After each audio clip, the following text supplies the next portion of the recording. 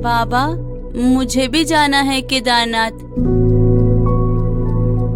हाँ बेटा, तुम भी जाओगे, और जब उसका बुलावा आएगा ना, तो तुमको कोई नहीं रोक पाएगा, कोई नहीं।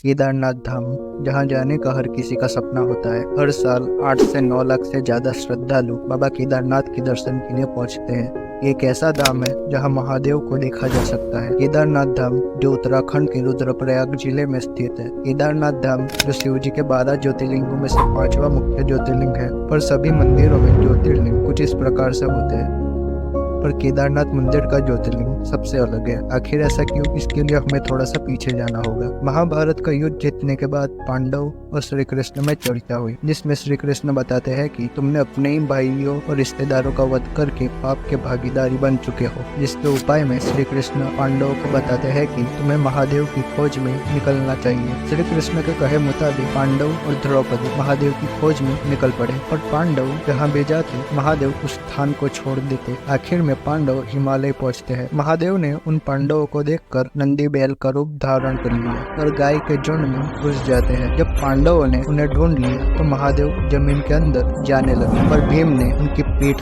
पकड़कर बाहर जोरों से खींचने लगे, और आखिर में भीम जिस हिस्से को खींच रहा था वो हिस्सा आखिर में ट्रायंगल पिरामिड शिवलिंग का रूप धारण कर लिया, और वो हिस्सा आखिर में वही रह गया। और आज हम इसी शिवलिंग की पूजा करते हैं। पांडवों के प्रयास और तपस्या से प्रसन्न होकर महादेव ने उन्हें वरदान दिया और उन्हें अपने पापों से मुक्त किया। और पांडवों ने जिस जगह शिवलिंग थी उस जगह पर महादेव के सम्मान में भव्य मंदिर बनाया, जिसे आज हम बाबा केदारनाथ मंदिर भी कहते हैं। स्कंद पुराण के अनुसार ये मंदिर 7वीं-8वीं शताब्दी से जुड़ा हुआ है, जिसकी उम्र 1200 वर्ष है। केदारनाथ धाम इतना पवित्र स्थल है कि यहाँ से ही महादेव ने पांडवों को स्वर्ग का मार्ग बताया था, और इसी जगह पर शिव जी ने अपनी जटा से पवित्र जल को छोड़ा था, इसलिए इस जगह का नाम केदारनाथ पड़ा। ऐसा भी कहा जाता है कि पांडवों के बाद केदारनाथ मंदिर कई सदियों तक बर्फ की चादर से पूरी तरीके से ढका हुआ था। बाद में आदि शंकराचार्य ने इस जगह को ढूंढकर पुनः स्थापित किया। अगर हम केदारनाथ मंदिर की मजबूताई की बात करें तो यह मंदिर बड़े बड़े पत्थरों से बनाया गया है। मंदिर की लंबाई 187 फीट और चौड़ाई 80 फीट है। सोचने वाली बात यह है कि इस मंदिर में ना ही कोई मेटल या कोई मटेरियल का यूज किया गया है, फिर भी ये मंदिर 400 सालों तक ऐसे बर्फ से पूरी तरीके से सुरक्षित रहा। वारिया इंस्टीट्यूट ऑफ हिमालय जियोलॉजिस्ट के प्रोफेसर रविंद्र कुमार जोजर ने इस मंदिर की दीवार पर रिसर्च किया, और उन्होंने दीवार पर येलो लाइन दिखाई दी जो बता रही थी कि बर्फ कई सारी चट्टानें आकर इस मंदिर से टकराई। और कमाल की बात यह है कि